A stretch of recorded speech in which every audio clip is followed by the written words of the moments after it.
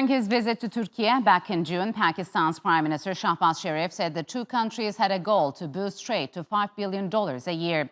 Sharif said it wasn't an ambitious goal given the decades of close ties Turkey and Pakistan shared.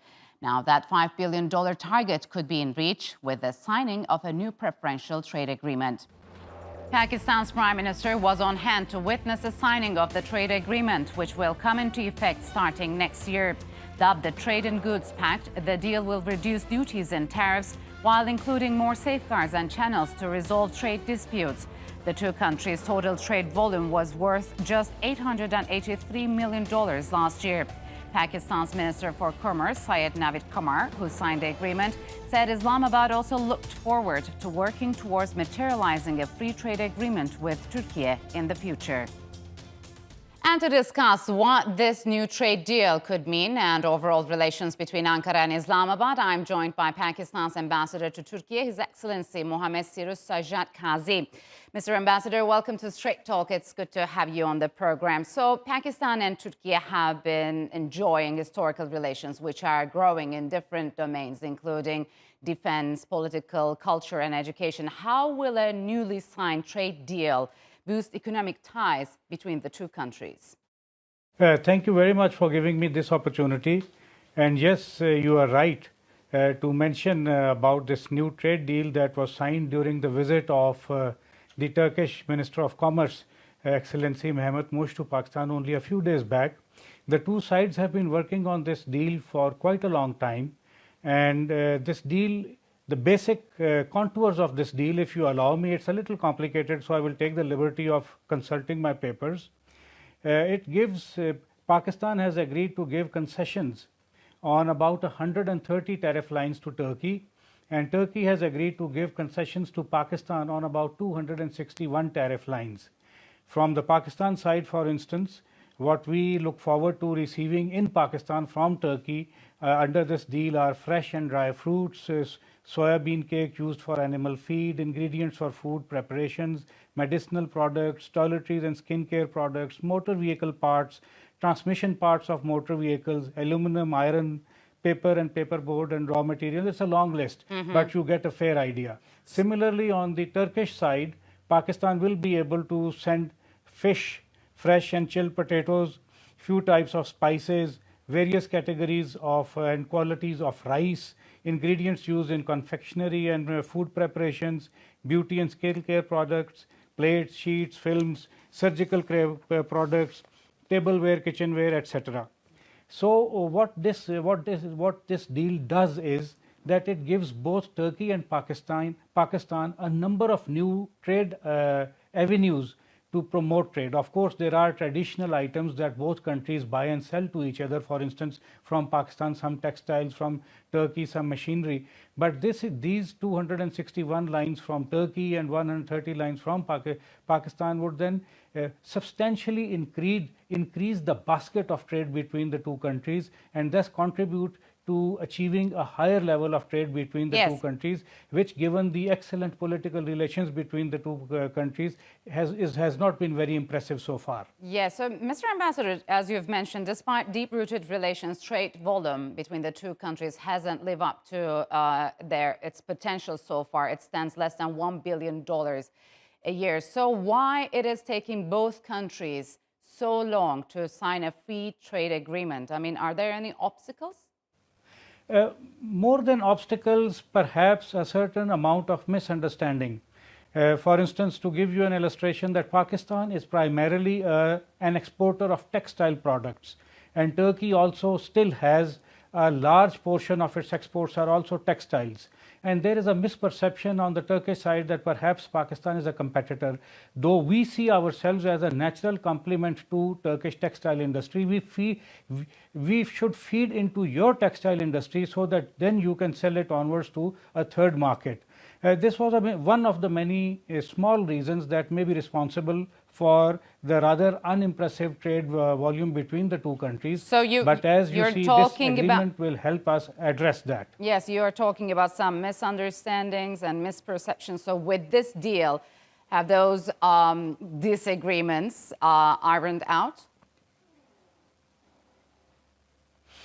This deal, what this deal does is that it expands the entire spectrum of trade between the two countries from the existing number of lines, adding 261, almost 300 tariff lines more. So it gives more opportunities for the two countries to engage in trade, to sell to each other, and this is very important given that our leadership only a couple of months back agreed to raise the trade volume between the two countries in 3 years to $5 billion. So during his last visit to Turkey, Pakistan's Prime Minister Shehbaz Sharif said his country expects further cooperation in the defense sector, including the sale of Turkish-made attack helicopters. Do we expect more defense deals between the two countries moving forward? Oh, absolutely. Pakistan and Turkey are natural partners in so many areas, but particularly so in defense. We are of a similar size. We are located in difficult geographies. Unfortunately, we have been sanctioned unjustly, and our security needs have been ignored by other countries who we deem as our friends. So, and there exists between Pakistan and Turkey a natural level of trust. So, given our circumstances, Pakistan and Turkey are natural partners in the field of defense cooperation, and it's a very healthy defense cooperation. There are high-level visits between the military leadership of the two countries. There are training and exchange programs. We participate in each other's exercises.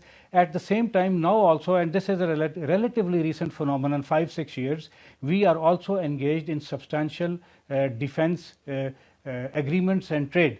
Pakistan, for instance, has contracted to purchase 4 Milgem-class naval corvettes from Turkey. Turkey is purchasing 50+ primary aircraft trainers from Pakistan, and attack helicopter is, of course, one of the main deals that is underway. Of course, there are some difficulties on account of the engine, because the engine is produced in a third country, and right now it has not given Turkey permission to export that engine to Pakistan, but we are working on it. And yes, we look forward to receiving the attack helicopter in our inventory. It will significantly boost our defense capability. Apart from this trade deal, Pakistan has big goals when it comes to Turkey's involvement in things like infrastructure. And lately, Pakistan has invited Turkey to take part in the multi-billion-dollar China-Pakistan Economic Corridor project. What value and expertise do you think Turkey would bring in? Oh, Turkey is one of the world's great international contractor. Many of the, in fact, if you allow me to rephrase, Turkish infrastructure development firms are amongst the best in the world. Only 2 days back, for instance, our Prime Minister received the CEO, the Chairman Board of Directors of Limak Turkish Group in Pakistan. We see Turkish as a natural partner also in these infrastructure deals, in particularly also in the CPEC. Right now, if you allow me, Limak, for instance, has been building roads in Pakistan for quite some time now, and some of the roads are being built under the larger, broad rubric of the CPEC program that you just mentioned. So we would welcome Turkey to participate in the various aspects of the CPEC project. Of course, since CPEC project is primarily a connectivity project, and connectivity projects can only succeed when they connect various economies and countries, and Turkey is a big regional economy in this regard, and we look forward to Turkish participation in it. So Turkey and Pakistan are both part of China's Belt and Road Initiative. Will this latest trade deal be a complementary to that, and are there more future trade deals in the future?